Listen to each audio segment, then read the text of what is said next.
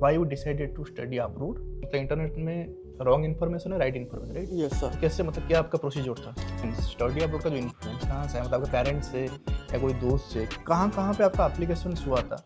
और जैसे अभी आप जा रहे हैं डाटा एनालिसिस कोर्स में यूनिवर्सिटी मिशिगन, राइट? तो अभी जो कोई स्टूडेंट देख रहा है, सपोज अभी वो 11th में होगा, अभी 12th में जाने वाला है, इटली का प्रोसेस अब जो नेक्स्ट 2026 में जाएंगे उनको अभी से प्रोसेस स्टार्ट करना चाहिए। रैंडमली लोगों को रिजेक्शन दिया, रैंडमली लोगों को एक्सेप्टेंस लिया, क्योंकि मेरा एक दोस्त है उसको 39.75 में मिल गया था। अगर मैं प्री एक्सेप्टेंस मिल जाता तो मेरा 47.5 से मैं इजीली सेकंड पे चला जाता। फर्स्ट ईयर का जो एंट्री होता है वो 3-4 फेज में होता है, first phase, second phase, third phase. This year सितंबर 15 से क्लास शुरू हो गया मेफिना का, क्योंकि मुझे भी आज भी एक मेल आया था कि बिकॉज मेरा वीजा आ गया तो मुझे ऑनलाइन क्लास नहीं मिल पाएगा। राइट नाउ मैंने जो देखा मेफिना का जो मेरा डेटा एनालिसिस कोर्स है वो कम्प्लीटली चेंज कर दिया उन्होंने। एक डेटा एनालिसिस करिकुलम बेस्ड किया है और एक इंफॉर्मेशन टेक्नोलॉजी करिकुलम बेस्ड किया। मेरा जो कोलकाता कॉन्सुलेट है, मैंने पहले रिसर्च किया था कि मैंने पता चला कि कोलकाता कॉन्सुलेट इजीली वीजा देता है, फास्टेस्ट है और एक्सेप्टेंस रेट भी हाई है। इंटरव्यू का टाइम ले, मतलब ड्यूरेशन कितना टाइम था? मैं तो जब इंटरव्यू अंदर गया था मुझे पता नहीं चला।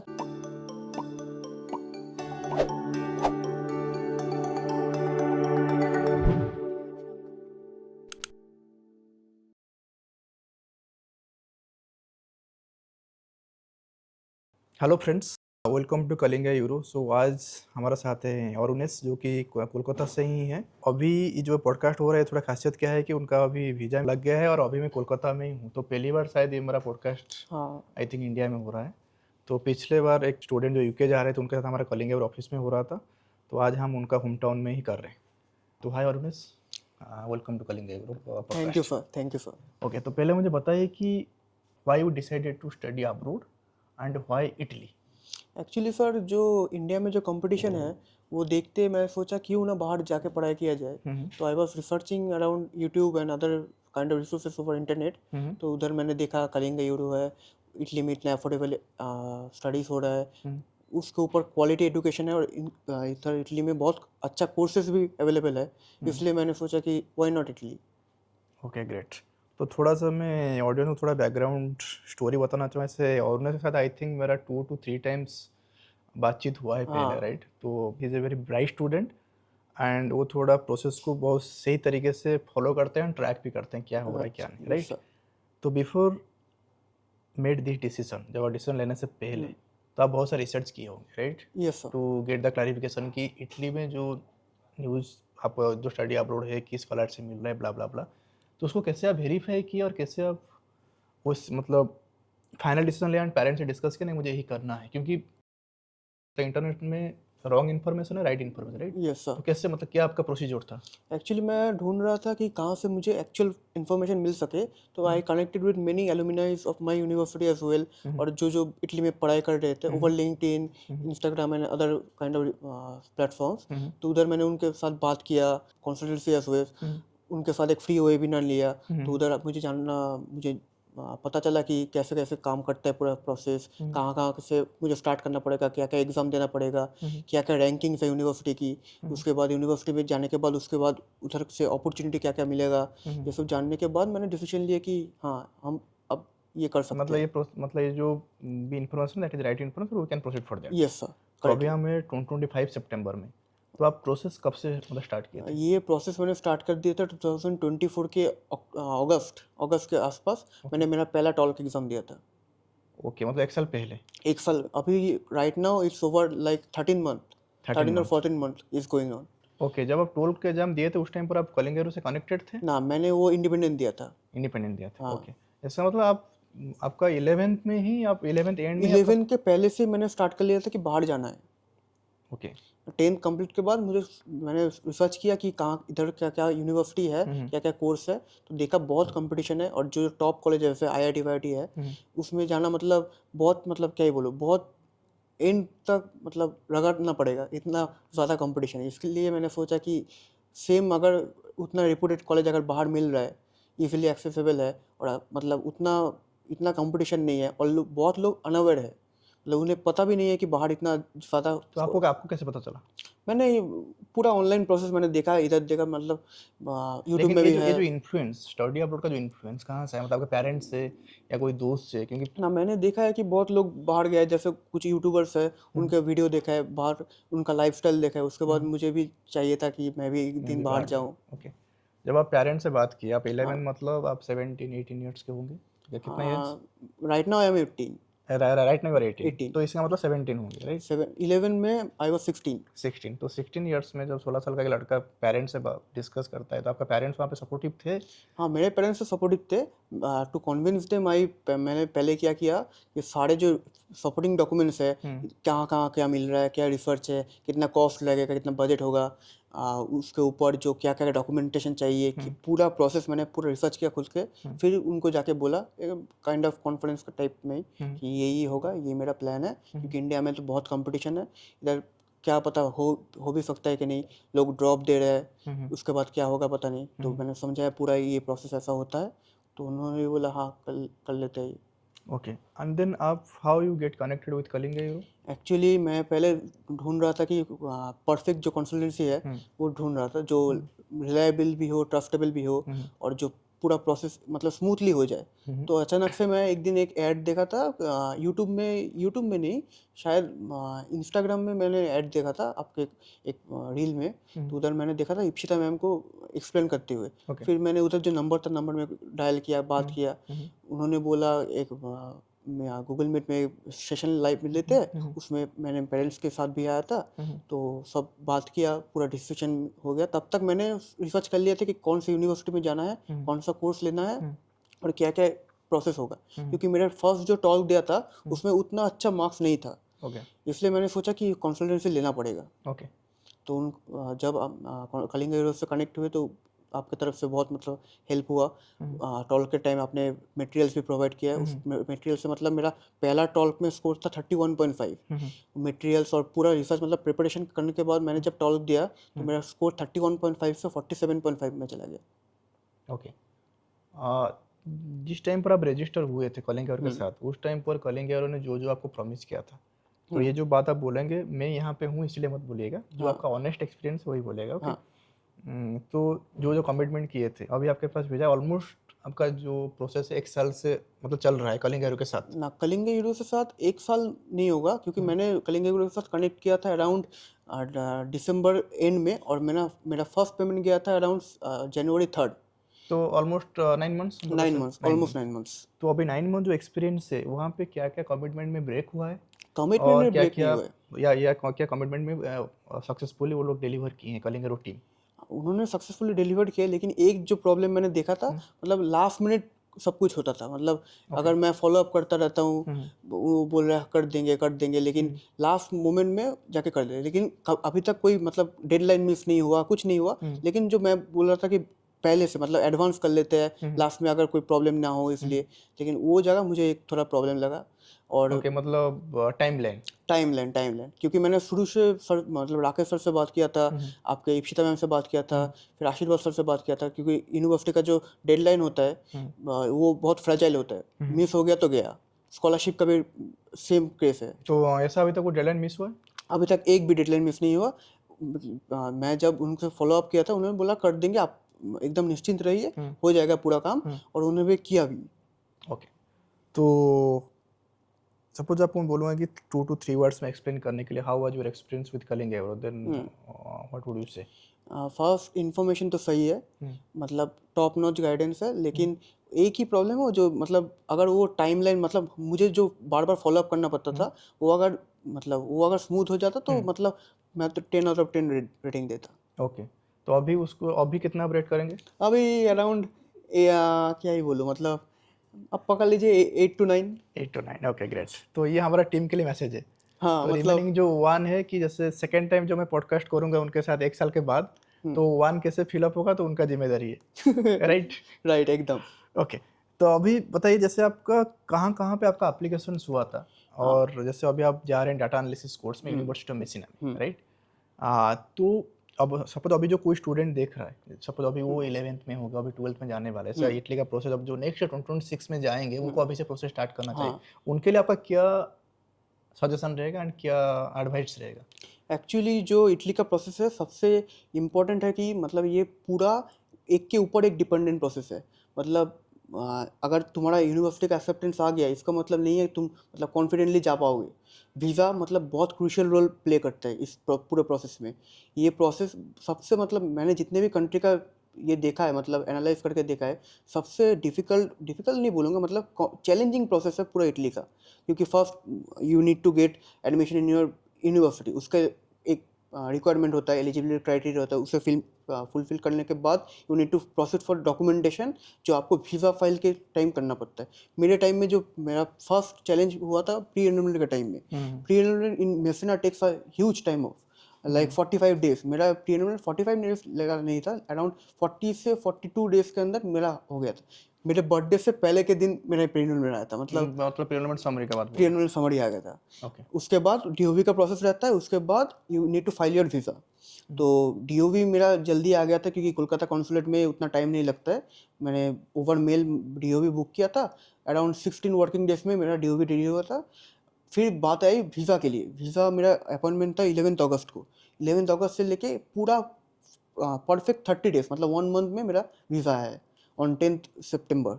ओके, जैसे आपका एप्लीकेशन कहाँ कहाँ पे हुआ था? मेरा एप्लीकेशन हुआ था सबसे पहले हुआ था काफस्कड़ी में, काफस्कड़ी यूनिवर्सिटी ऑफ वेनिस। उसके बाद हुआ था university of Padova, university of Messina, university of Tor Vergata और I think Sapienza university of Rome. क्योंकि मेरा सैपियंसा फर्स्ट चॉइस था, लेकिन सैपियंसा में इस साल पता नहीं क्या हुआ, मतलब एंड उनका प्रोसेस बहुत भी डिले मतलब रहता प्रोसेस है। डिले नहीं, मतलब वो रैंडमली लोगों को रिजेक्शन दिया, रैंडमली लोगों को एक्सेप्टेंस लिया। क्योंकि मेरा एक दोस्त है उसको 39.75 में मिल गया था सैपियंसा, मतलब प्री एक्सेप्टेंस। क्योंकि सैपियंसा का प्रोसेस सब यूनिवर्सिटी से अलग होता है। उन्हें पहले आपको अप्लाई करना पड़ता है, उनके तरफ से एक प्री एक्सेप्टेंस आता है कि यू आर एलिजिबल, फिर आपको पेमेंट करना पड़ता है, फिर रैंकिंग होता है। क्योंकि मेरा प्री एक्सेप्टेंस से नहीं आया इसलिए मुझे रैंकिंग में पार्टिसिपेट नहीं कर पाए। Okay okay great. अगर मैं प्री एक्सेप्टेंस मिल जाता तो मेरा 47.5 से मैं इजीली सैपियन पे चला जाता, राइट राइट। क्योंकि कट ऑफ 31.5 गया था। सो अभी ये जो यूनिवर्सिटी एप्लीकेशन में जो कलिंग एरो का रोल है, हाँ। वहाँ पे आपका जो कम्युनिकेशन, आपका जो एप्लीकेशन या जो कोई इंटरव्यू भी है या कुछ प्रोसेस, वहाँ पे कंप्लीट कोऑपरेशन आपको मिल रहा था टीम कलिंग एरो तरफ से? करेक्ट। मैंने सर मतलब कलिंग एरो की टीम में डायरेक्ट बोल दिया था कि मेरा ये रिक्वायरमेंट है, मैं ये जगह यूनिवर्सिटी जाना चाहता हूँ, ये कोर्स करना चाहता हूँ। उन्होंने पूरा शॉर्टलिस्ट करके एक पूरा दिया था यूनिवर्सिटी का लिस्ट। तो सबसे पहले मेरा एप्लीकेशन हुआ था काफस्कड़ी में, क्योंकि at first I was thinking कि काफस्कड़ी का जो एंट्री होता है वो 3-4 फेज में होता है, first phase, second phase, third phase. तो मैंने फर्स्ट फेज मिस कर दिया था, इसलिए मुझे डर था कि मैं सेकंड फेज में मिस ना हो जाए, क्योंकि तब तक मैं कलिंग एरो से कनेक्ट नहीं था। तो जब मैं सेकंड फेज में किया था, सेकंड फेज में कट ऑफ गया था अराउंड 45। ओके। मेरा 47.5 था तो मेरा निकल गया। फिर काफस्कड़ी जब हो गया तो मैंने देखा कि काफस्कड़ी मतलब वेनेटो रीजन में थोड़ा स्कॉलरशिप का इशू है, तो मैंने चॉइस लिया कि कोई अलग यूनिवर्सिटी भी देखते हैं साथ में। तब मैंने देखा कि सच में मतलब जो शॉर्टलिस्टेड यूनिवर्सिटी था उसमें पाडोवा था, मेसिना था और बाकी सैपियंसा था। सैपियंसा तो मुझे अराउंड जुलाई में आया कि यू आर नॉट एलिजिबल, मतलब प्री एक्सेप्टेंस। मैंने किया था प्री एक्सेप्टेंस सैपियंसा फरवरी में, रिएक्शन आते आते जुलाई निकल गया। तब तक मैंने वेट नहीं किया, मैंने मेसिना के साथ चला गया। और मेरे पास पाडोवा से भी एक्सेप्टेंस आया था, मेसिना से भी आया था, काफस्कड़ी से भी आया था। जैसे आपका यूनिवर्सिटी मेसिना में जो डाटा एनालिसिस कोर्स है उसके बारे में आपका कंप्लीट आप मतलब ओवरव्यू किए हैं? क्योंकि आपको और एक चीज़ मैं सजेशन दूंगा, हमारे चैनल में 2 पॉडकास्ट है। हाँ, ओके, मैंने देखा है। देखा है, एक है पॉलास के साथ, एक ऑफिस के साथ। मैंने पॉलास दोनों के साथ देखा में है। बहुत एकेडमिकली डिस्कशन किया है कि जो फर्स्ट ईयर के स्टूडेंट्स आएंगे उनको कैसे हेल्पफुल होगा कि कौन सा, क्योंकि क्या हो जनरली क्या होता है, आपका तो वीज़ा जल्दी आ गया सितंबर में, जनरली क्या होता है बच्चों का वीज़ा आता है तो अक्टूबर नवंबर हो जाता है, राइट? और वो इटली जाते जाते दिसंबर, और फर्स्ट पहला मंथ उनको अकोमोडेशन में, एडजस्टमेंट में वो टाइम लग जाता है। तो और क्लासेस स्टार्ट होता है सितंबर एंड में। सितंबर इन में नहीं, अभी दिस ईयर सितंबर 15 से क्लास शुरू हो गया मेसिना का। क्योंकि मुझे भी आज भी एक मेल आया था कि बिकॉज मेरा वीज़ा आ गया तो मुझे ऑनलाइन क्लास नहीं मिल पाएगा। जिनका वीज़ा अभी भी डिलेड है उनको यूनिवर्सिटी में जो लिंक होता है उधर एक लिंक मिलेगा, उधर जाके वो ऑनलाइन क्लास कर पाएंगे। Yes yes. क्योंकि मेरा तो वीज़ा 10 तारीख को आ गया है, 15 तारीख के क्लास स्टार्ट है, तो मुझे वो लिंक नहीं मिलेगा। ओके। तो मुझे थोड़ा लेट स्टार्ट करना हम्म, पड़ेगा। और मैंने जो सीनियर्स और एम्बेसडर्स है यूनिवर्सिटी के, उनसे बात किया, उन्होंने बोला कोई प्रॉब्लम नहीं होगा। उनका भी तरफ से एक ब्रोशर था, उधर लिखा था कि क्या क्या आपको करना पड़ेगा आके जाके। पूरा प्रोसेस उधर एक्सप्लेन था यूनिवर्सिटी ऑफ मेसिना के लिए। बाकी यूनिवर्सिटी का मुझे उतना पता नहीं है। ओके। तो नहीं, मतलब मैं एक एवरेज बोल रहा हूँ, तो जो इसीलिए क्या होता है, जो पहले 3 to 4 मंथ्स क्या होता है, स्टूडेंट मिस कर जाते हैं। इसीलिए जो मैक्सिमम हमारा जो सीनियर स्टूडेंट, उनसे मैं वही चीज़ डिस्कस करता हूँ कि जो फर्स्ट ईयर के बच्चे हमारे आएंगे, उसको कैसे घर से वो तैयारी करके आएंगे। और अच्छा। ये जो फर्स्ट जो 2 से 3 महीना है, उतना कुछ हार्ड भी नहीं होता है। जो 12th में होता है उसको रिपीट किया जाता है, ऐसा वो सिलेबस का होता है। हाँ। मतलब मुझे तो एग्जैक्ट आइडिया नहीं है। तो लेकिन वो जो पॉडकास्ट है, मैंने उसको आप देखेंगे, देखिए तो आपको थोड़ा बहुत आइडिया हो जाए कि आपको तैयारी करना चाहिए। और हाँ, राइट बोलिए। नाउ मतलब राइट नाउ मैंने जो देखा मेफना का जो मेरा डेटा एनालिसिस कोर्स है, वो कम्प्लीटली चेंज कर दिया उन्होंने। एक डेटा अच्छा एनालिसिस करिकुलम बेस्ड किया है और एक इंफॉर्मेशन टेक्नोलॉजी करिकुलम बेस्ड किया है। अच्छा, like from this year. From this year like okay. जो 2026 एप्लीकेंट्स है, वो अगर यूनिवर्सिटी में जाके सर्च करेंगे तो उधर डेटा एनालिसिस शो नहीं करेगा, उधर कंप्यूटर साइंस और ब्रैकेट में आपका इंफॉर्मेशन इंटेलिजेंस मिलेगा, इंफॉर्मेशन टेक्नोलॉजी मिलेगा, या डेटा डेटा साइंस करिकुलम मिलेगा। Okay okay okay. मतलब प्रीवियस ईयर से करिकुलम पूरा कंप्लीट चेंज है। हाँ, प्रीवियस ईयर करिकुलम थोड़ा थोड़ा डिफरेंट है, लेकिन मैक्स टू मैक्स सेम ही है। क्योंकि जो जो मेन पॉइंट्स और टॉपिक्स जो स्पेशलाइजेशंस जो मैं देख के मिफना चूज किया था, वो इंटैक्ट है। उनके साथ उन्होंने इलेक्टिव्स ऐड किया है कुछ और। ओके ओके, जो चाहेंगे तो आप ले सकते हैं, नहीं ले हाँ। सकते, it's up to you. Okay. तो अभी हम आते हैं वीज़ा के लिए से। जो कोई अब्रॉड आता है, उनके लिए 2 चीज़ इंपॉर्टेंट है, एक acceptance letter, second is visa. Visa. And उस टाइम पर, वीज़ा के टाइम पर, बहुत स्टूडेंट्स, जब आप भी खुद स्टूडेंट है तो आप कुछ एक्सपीरियंस किए हैं, बहुत पैनिक सिचुएशन रहता है। Exactly exactly. तो उसको थोड़ा एक्सप्लेन करेंगे। और अभी जो करेंटली जो स्टूडेंट का वीज़ा नहीं भी आया है, हाँ। अभी बहुत सारे स्टूडेंट का वीज़ा नहीं आया है, नहीं आया। राइट? तो उनको आप क्या सजेशन देंगे? मेरा जो कोलकाता कॉन्सुलेट है, मैंने पहले रिसर्च किया था कि मैंने पता चला कि कोलकाता कॉन्सुलेट इजीली वीज़ा देता है, फास्टेस्ट है और एक्सेप्टेंस रेट भी हाई है। इस साल से पूरा मतलब क्या ही बोलूँ, पूरा सिस्टम ही चेंज हो गया है। ओके। वो टाइम ले रहे हैं बहुत ज़्यादा, रिजेक्शन बहुत आ रहे हैं कोलकाता कॉन्सुलेट में। अब मैंने जो व्हाट्सएप ग्रुप्स है बहुत सारे, उधर कनेक्ट हो गया था, यूट्यूब भी फॉलो कर रहा था, मेरा लिंक्डइन भी है, लिंक्डइन में भी फॉलो कर रहा था। बाकी जहाँ से इन्फॉर्मेशन मिला, मेरे बहुत सारे दोस्तों के साथ कनेक्ट हो गया था। उन्होंने बोला कि इनका रिजेक्शन आ गया, इसका रिजेक्शन आ रहा है, इसका रिजेक्शन आ रहा है। मतलब 30-40 दिन से उनका इंटरव्यू कॉल भी नहीं आया। ओके। मतलब जुलाई वाले जिसने अप्लाई किया था, उनका इंटरव्यू कॉल आया अगस्त के लास्ट में। Okay okay. तो बहुत टाइम हो रहा था, मतलब एक पैनिक सिचुएशन हो रहा था। और इधर इंडिया में मेरा जितना भी ऑल्टरनेटिव मतलब बैकअप प्लान्स था, मैं एक एक करके छोड़ते जा रहा था। मतलब जितने भी यूनिवर्सिटी में इंडिया में मैंने एडमिशन लिया था, सब मैं छोड़ दिया, क्योंकि मुझे पता था मेरा इटली हो जाएगा, इसलिए मैंने सारे छोड़ दिए थे। अब जाके लास्ट मोमेंट में जब मैंने वीज़ा फाइल किया 11 अगस्त में, तो मैं उनको जो वीफेस का स्टाफ है उनसे पूछा कि मेरा 24 को फ्लाइट है, वीज़ा कब, मतलब इंटरव्यू कब तक आएगा। बोला कॉन्सुलेट तो अगस्त में थोड़ा बंद रहता है, मतलब फुल पोटेंशियल में काम नहीं करता है। सितंबर तक आप देखना, आपका इंटरव्यू आ जाएगा। 24 सितंबर तक आपका वीज़ा भी आ जाएगा, अगर सब कुछ सही रहा तो। तो मैंने देखा सब कुछ ऐसा ही चल रहा है। फिर जब अगस्त के एंड से इंटरव्यू लोगों का स्टार्ट हुआ, तब मैंने देखा कि कॉन्सुलेट काम कर रहा है, लेकिन तब around 6 students per day interview हो रहा था, बोथ नेपाल एंड इंडिया में। क्योंकि कोलकाता कॉन्सुलेट के अंदर नेपाल और इंडिया दोनों आता है, इसलिए उनका डिफरेंट डिफरेंट शेड्यूल चल रहा है। फॉर एग्जांपल आज अगर कोलकाता का मतलब इंडिया का स्टूडेंट पकड़ा, तो कल VFS नेपाल का पकड़ते हैं, ऐसे चलता है। तो ऐसे करते करते मैंने खुद से ही प्लानिंग किया, मतलब प्रिडिक्शन किया कि कब आ सकता है मेरा प्रिडिक्शन था 23 को आएगा, लेकिन गॉड्स हेल्प ये पहले आ गया। 9 को मेरा आ गया था इंटरव्यू का कॉल कि 9 सितंबर को आपका इंटरव्यू है, VFS कोलकाता में आके आपको देना पड़ेगा। इससे पहले होता था घर में जाके इंटरव्यू होता था, मतलब व्हाट्सएप वीडियो कॉल में। तो इस साल से कोलकाता कॉन्सुलेट में हो गया कि फिजिकल इंटरव्यू देना पड़ेगा आपको, जाके VFS सेंटर में, उधर जाके वो व्हाट्सएप तो नहीं, गूगल मीट में इंटरव्यू होते हैं। मतलब आप VFS जाएंगे, VFS में इंटरव्यू होगा? VFS में जाके उधर एक वीडियो कॉन्फ्रेंसिंग रूम है अलग से, उधर आपको बुलाएगा कि आपका इंटरव्यू कॉल है अभी। टाइम इंटरव्यू का टाइम ले, मतलब ड्यूरेशन कितना टाइम था? मैं तो जब इंटरव्यू अंदर गया था मुझे पता नहीं चला, क्योंकि मुझे लगा कि बहुत छोटा इंटरव्यू है। बाहर जब आया, जो मेरे दोस्त बाहर बैठे थे, उन्होंने बोला कि नहीं, आप तुम्हारा भी 5 से 7 मिनट ऐसा टाइम का इंटरव्यू हुआ था। मुझे तो बहुत सारे क्वेश्चन पूछे थे, लेकिन ऐसा मतलब ऐसा पैनिक सिचुएशन में मुझे लगा कि शायद मैक्स टू मैक्स 3 से 4 मिनट होगा, और मैंने फास्ट आंसर दिया था। तो क्या क्या मुझे क्वेश्चन था जनरल? मुझे पहले पूछा था name and date of birth, जो जनरल क्वेश्चन है। उसके बाद why Italy, why Messina, how you know about this course, क्यों जाना चाहते हो, मतलब ऐसे टाइप के क्वेश्चन आ गए। उसके बाद आया मेरा मैंने जो इंटरव्यू प्रिपरेशन किया था आपकी तरफ से, जो आया था मटेरियल्स, उसमें लिखा था कि स्पॉन्सर के बारे में पढ़ के जाना, जो स्पॉन्सर एफिडेविट है वो पढ़ के जाना, कवर लेटर अच्छे से पढ़ के जाना, जो आइटनरी है ट्रैवल आइटनरी, उसके बाद स्पॉन्सर का बैकग्राउंड सब कुछ पढ़ के जाना, और how you will continue your studies, your future plans, ये सब पढ़ के जाना। लेकिन उधर मैं जाके सोचा कि ये सब ऑब्वियस क्वेश्चन आएंगे, लेकिन मैंने देखा मतलब मैक्सिमम क्वेश्चन उन्होंने नहीं पूछा।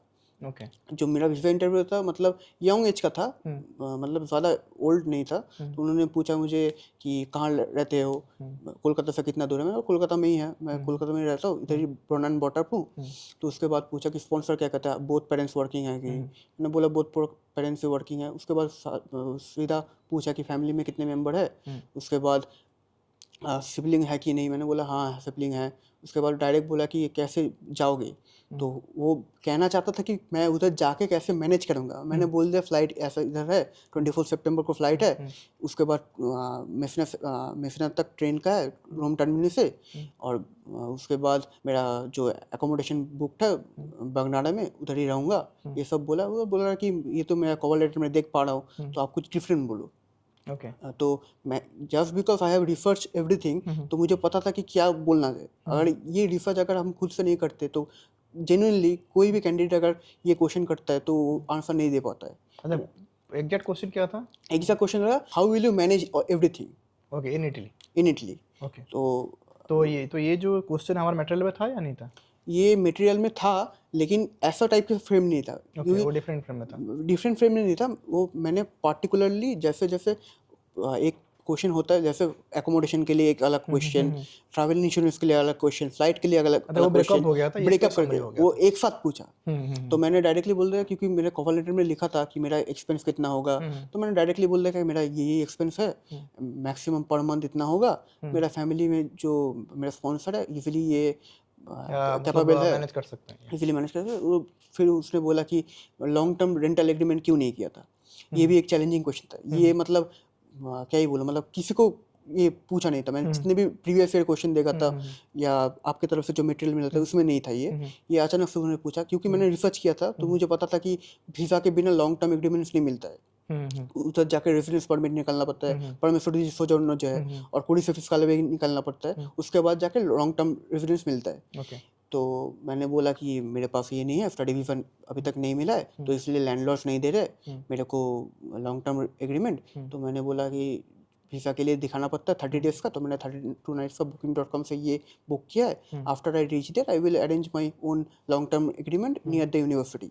तो मान गए। उसके बाद वो पूछे कि जो जा रहे हो आप कर पाओगे, यानी ट्यूशन फीस के बारे में पूछा कि क्या ट्यूशन फी है। मैंने बोला 256 यूरो है पर ईयर का, क्योंकि मैं इंडिया से बिलोंग करता हूँ। मैं फिर का कंट्री ओरिजिन, जो स्टूडेंट का कंट्री ओरिजिन है उसके ऊपर होता है कि ट्यूशन फी कितना रहेगा। तो उन्होंने बोला कि Y so less tuition fee. तो मैंने बोला ये पब्लिक यूनिवर्सिटी है और इसमें मतलब बहुत हाई मेरिट लोगों को लेते हैं, इसलिए मैंने बोला कि इसलिए ट्यूशन फी भी अफोर्डेबल है, ताकि बाहर से अच्छे टैलेंट्स इधर आके पढ़ सके। तो कन्विंस हो गया। उसके बाद मैं बोला कि विल लेट यू नो। फिर मैं उसे ग्रेड करके निकल आया।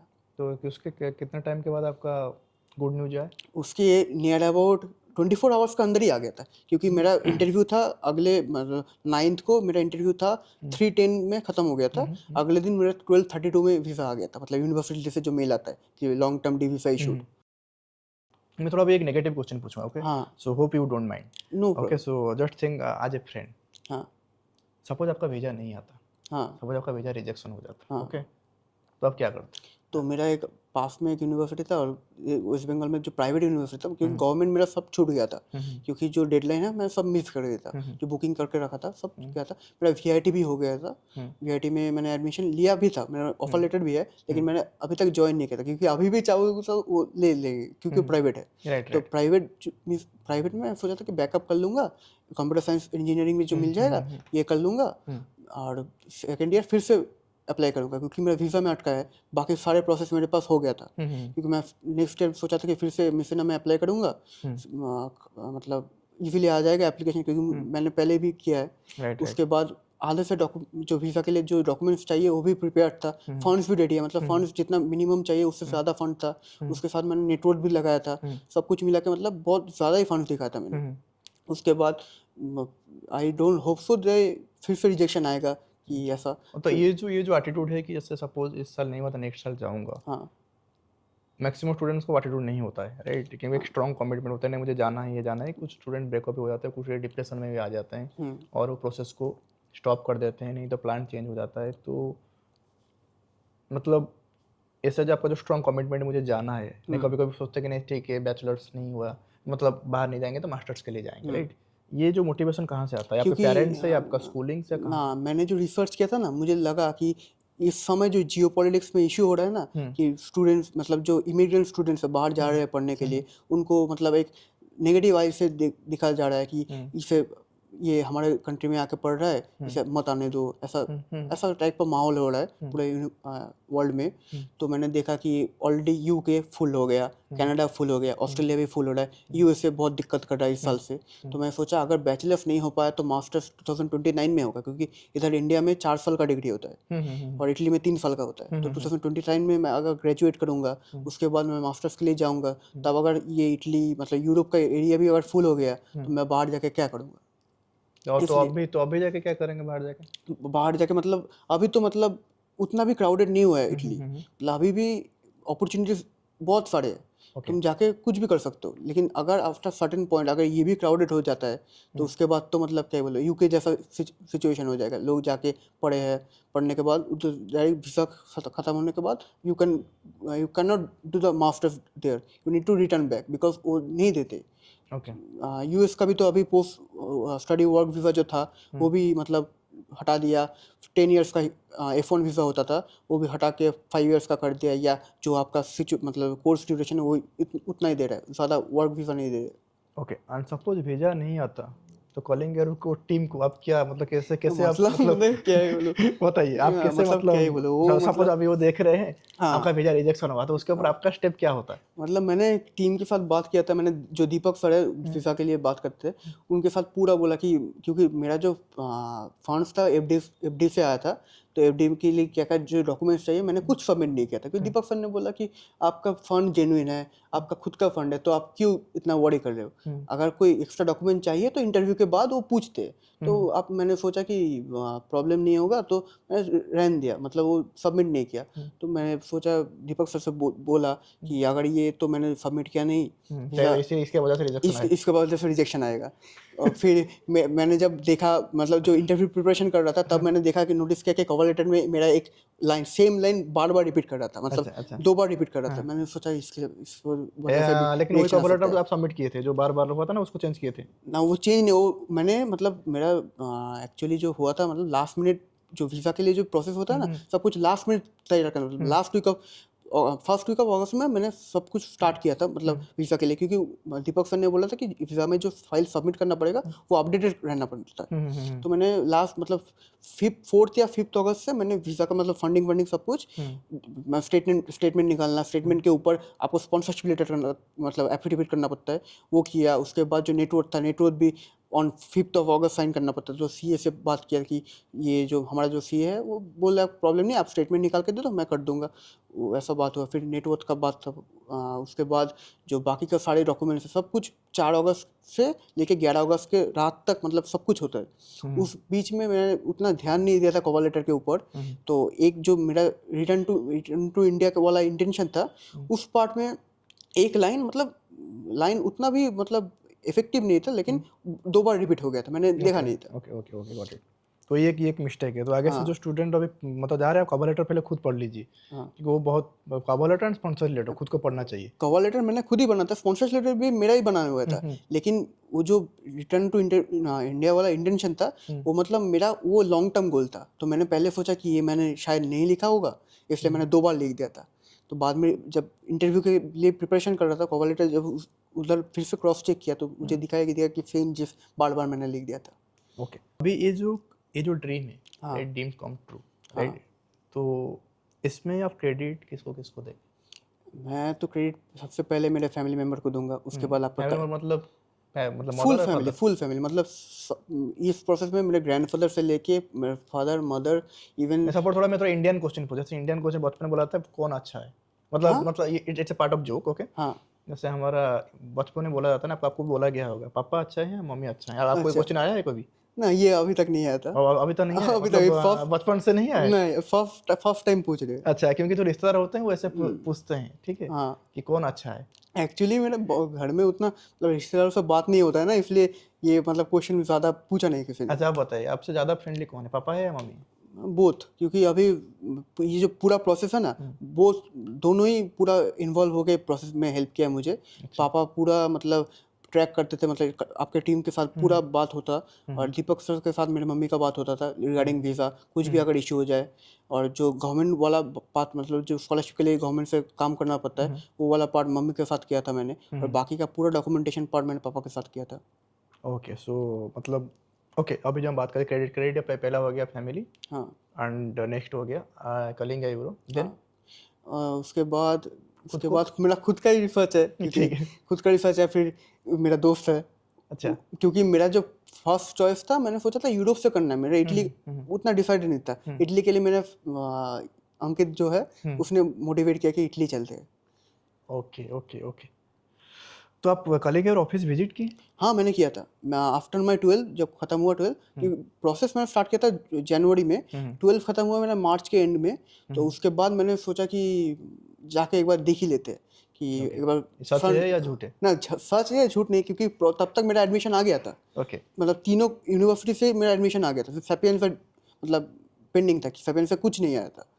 और मैं सोचा कि जब मैं फ्री हूँ, एक बार भुवनेश्वर भी घूम आते, कलिंगा यूरो से मिल लेते, एक बार पूरा प्रोसेस, मतलब वीज़ा का जो प्लान, हमारे पास बहुत क्वेश्चंस था रिगार्डिंग वीज़ा, क्योंकि मेरा जो फंड्स था एफडी से आया था। तो एफडी कैसे कब डिसबर्स करना है, कैसे कैसे ये प्रोसेस करना पड़ेगा, फंड कैसे अरेंज करेंगे, ये सब कुछ। ओके, तो ये जो क्वेश्चन मैं पूछता हूँ ना, क्योंकि क्या होता है इंडिया में बहुत सारे एजेंसीज है, so I don't want to take the name, क्योंकि ये ये सर। गलत होगा, हाँ क्योंकि हम उसी इंडस्ट्री में हैं, तो बहुत सारे गलत चीज़ हो रहा है। हाँ, ओके, बहुत सारी। बहुत सारे स्कैम हो रहे हैं, बहुत सारी चीज़ें, इसीलिए ट्रस्ट एक बहुत बड़ा फैक्टर हो जाता हाँ है। एंड वहाँ पे जाने के बाद जो प्रॉमिस, इसलिए मैं हर स्टूडेंट से वो चीज़ पूछता हूँ, क्योंकि हम भी, क्यों ये प्रोसेस में हम, मैं चाहता हूँ जानने के लिए कि एक्चुअली क्या किसी का कोई मिस्टेक हुआ है नहीं, so that I will act on that, and I will try to change that, right. क्योंकि मेरे पास हर न्यूज़ नहीं आता है। स्टूडेंट जब इटली, जैसे आप वीजा हो गया तो आप मेरे साथ कनेक्ट हुए, तो जब तक वीजा नहीं होता आप मेरे साथ हाय 2-3 बार बात किए हाँ, होंगे। पहले बात किया था, स्कॉलरशिप के टाइम मैंने बात यस किया यस, था। जो कुछ कॉम्प्लिकेशंस हाँ होता है, then it comes to me. तो इसीलिए मैक्सिमम बहुत सारे स्टूडेंट प्रोसेस करते हैं, तो इसलिए मैं हर स्टूडेंट्स को वही बोलता हूँ थ्रू द सोशल मीडिया, कि कहीं पे भी थोड़ा आपको डिस्ट्रस्ट, मतलब कुछ इशू हो रहा है कि टीम कलिंगा और आपको सही से मतलब रेस्पॉन्ड नहीं कर रहा है या हाँ कुछ मिसलीड कर रहा है, तो you can directly connect with me, yes sir. So ये दैट मतलब वहाँ पे मैं इमीडिएटली उसको एक्नॉलेज करूँगा, क्योंकि कभी कभी क्या होता है चीज़ें हो जाता है बाई मिस्टेक, मतलब हाँ हमारे तरफ से नहीं हुआ एग्जैक्टली। है, फिर भी हमें हमेशा सोशल मीडिया के थ्रू बोलना था, क्योंकि एक बार क्या हुआ था, मुझे पता नहीं, कोई एक एजेंसी वो हमारा नाम लेकर के बच्चों से पेमेंट मांग रहा है। ओके, एक एजेंसी था, वो सोशल मीडिया बोल रहा है कि मैं कलिंगा यूरो से हूँ, अच्छा बच्चे से पेमेंट मांग रहे हैं, तो वो बच्चे हमें टेक्स्ट किए अच्छा कि ऐसा ऐसा कुछ है, लेकिन वो मतलब हमें कुछ उसके बारे में पता ही नहीं। अच्छा। तो इस तरह से कुछ भी स्कैम हो रहा है। क्योंकि अगर स्टडी इन इटली के अंदर आपका कॉन्फ्रेंस में सर्च किए, तो सबसे ऊपर जो आपका लिस्ट आता है गूगल में, तो टॉप 1 या 2 के अंदर कलिंगा यूरो आता है। तो ये प्रोमिनेंट नेम है इस Great, इंडस्ट्री great. में। Yes yes. तो लोग सोचते हैं कि इनके ऊपर एक स्कैम हाँ, तो करते ऐसा हैं, बहुत ऐसा तो न्यूज़ आया है। ट्रस्टेबल नेम है, तो हाँ, इजीली बच्चे फंस जाते हैं। तो इसीलिए वही चीज़ बच्चे में बोलते हैं, क्योंकि एक बच्चा मुझे कॉल आया था, ऐसे ऐसे पैसा मांग रहा है, तो मैं दे दूँ, मैं बोला कि ऐसे कैसे दे सकते हो, वही। Right, you have to verify हाँ एवरीथिंग, आप जिसको दे रहे हो कलिंगा यूरो है या वो कोई नाम लेके दे रहा है, इसलिए ऐसा नहीं करना चाहिए। Okay, thank you for your time again, thank and you I sir. hope that you will fulfill all your dreams, okay। लेकिन I will suggest you some, advice नहीं बोलूँगा, कि I will give you some recommendation, okay। आपका advice हो या recommendation सभी चलेगा, आप जैसे अभी आप बोलिए। जा रहे हैं 24th को फ्लाई कर रहे हैं, हाँ और हमारा वीडियो पब्लिश होते होते उसके बाद में 25th के बाद में करेंगे, क्योंकि ये जो डिस्कशन हो रहा है, हम जो जा रहे हैं उसको सोशल मीडिया पे दिखाना नहीं चाहिए पहले, दैट इज हाँ। Completely we have to take care, okay, क्योंकि इमिग्रेशन में क्या होता है, उसमें बहुत सारा टेक्निकलिटी रहता है, तो हम पहले से सोशल मीडिया में हाईलाइट कर देंगे अभी जा रहे हैं, ये जा रहे हैं, वहाँ पे बहुत सारा कुछ हो ना सकता है, इसलिए हाँ हाँ हमेशा जो आपका ट्रैवल रहेगा आप उसको सोशल मीडिया पोस्ट मत कीजिएगा कि मैं हाँ जा रहा हूँ, हाँ जाने के बाद पोस्ट कीजिए। एग्जैक्टली। ओके, जाने से पहले पोस्ट मत कीजिए कि मैं जा रहा हूँ इस तारीख को। भेजा को कभी पोस्ट मत कीजिएगा। अच्छा जो भेजा कॉपी है सोशल मीडिया पोस्ट आप करेंगे और के साथ वो दैट डिफरेंट थिंग हाँ because we are partners. But भेजा जो कॉपी है कभी सोशल मीडिया पोस्ट मत कीजिएगा कि मेरा भेजा आएगा। बहुत सारे बच्चे करते अच्छा। हैं, भेजा आता है, भेजा को डायरेक्ट उसको स्कैन करके पोस्ट कर ना देते हैं। मैंने भी किया था लेकिन मैंने हाइड कर दिया था पूरा सब कुछ। हाँ, लेकिन उसको बिल्कुल मत हाँ कीजिएगा क्योंकि उसके ऊपर भी आपके नाम पे भी कोई वीजा इशू करके मतलब डमी करके भी कुछ हो सकता है लिटिगेशन। ओके, तो आप फॉरेन लैंड में जा रहे हैं, so you have to take care. And one more thing, हमारा जो प्री डिपार्चर मीटिंग उसमें तो आपको रूल्स रेगुलेशन में सब कुछ बताऊंगा, तो हाँ आपको थोड़ा रिसर्च करना है श्योर क्या रूल्स एंड रेगुलेशन है। And be prepare for the oats, क्योंकि पहली बार आप जब जा रहे हैं हाँ तो मॉम डैड से, तो इसलिए थोड़ा सा होम सिकनेस रहेगा। हाँ होम से रहेगा ना। आप ज़्यादा उम्मीद मत कीजिए कि सब कुछ अच्छा रहेगा। पहला फर्स्ट मंथ थोड़ा सा आपका स्ट्रगल हो सकता है, तो be prepare for the worst scenario.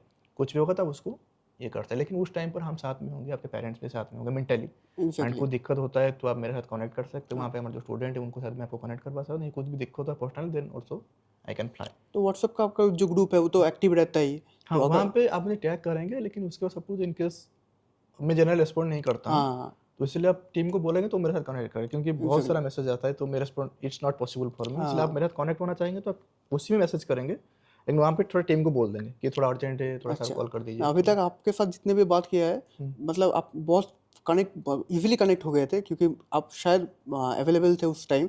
जितने बार मैंने बात किया था आपने मेरा मैसेज भी देखा है, मेरा कॉल भी उठाया है। मतलब आपके साथ बात करने के बाद जो प्रोसेस होता है ना और ज़्यादा स्मूथ हो जाता है। Okay, thank you for that. हाँ and one more thing I would say कि ज़्यादा इंडियन फूड लेके मत जाइए। वही मतलब मेरा लगेज कैपेसिटी अराउंड 47 किलोज है। हाँ। तो मैंने जो बेसिक जो नेसेसिटी है वही सिर्फ ऑर्डर कर रहा हूँ, और जो यूटेंसिल्स वगैरह मेनली मेडिसिन ट्रैवल डॉक्यूमेंट्स जो मैं उधर जाने के बाद उधर नहीं पा पाऊंगा वही सब मैं लेके जा रहा हूँ सिर्फ। क्योंकि इनिशियल जब आप रूम टू रूम चेंज करेंगे वहाँ पे लॉगेज हेल्प करने के लिए भी कोई नहीं होता है। वही यू हैव वही to carry your own exactly. Luggage. और मैंने देखा भी है व्लॉग्स में कि इटली का जो रोड है वो स्टोन से बना जो हुआ है। मेसिना का जो रोड है वो मतलब माउंटेन एरिया है, तो हाँ इसलिए वहाँ पे ज़्यादा लगेज ट्रैक उठना करने में मुश्किल हाँ, होता तो है। देखिए इसलिए जितना कम लगेज होगा उतना अच्छा है। सेकंड टाइम जब जाएंगे आपके पास अकोमोडेशन हो गया, हाँ ज़्यादा कैरी करें, that's not a problem. Okay, thank you for your time. Thank it you was a sir. Nice meeting and sure sir conversation with you, sure sir. And I will meet you on Italy I think probably October. Okay sir okay, done ठीक है done sir. तो आपका accommodation में जाएंगे। हाँ हाँ एकदम एकदम एकदम। Thank you. So stay tuned. Did you enjoy this podcast और यस नॉट सर रियली? एकदम एकदम एकदम सर।